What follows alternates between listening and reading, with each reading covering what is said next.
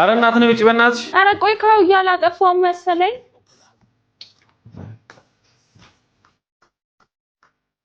ብነቅለውስ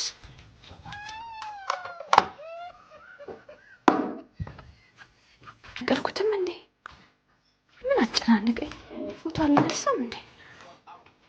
ማስታወሻ ምን አረሳው? ወይኔ ከዚህ ሁሉ ግን ባመጣውስ?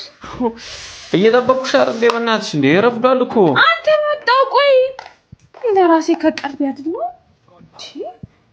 ኩል ሰው ገለግል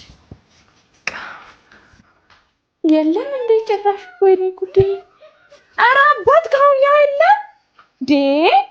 አና እንዴ ነቀልኩት። እንደውም ለማስታወሻ ፎቶ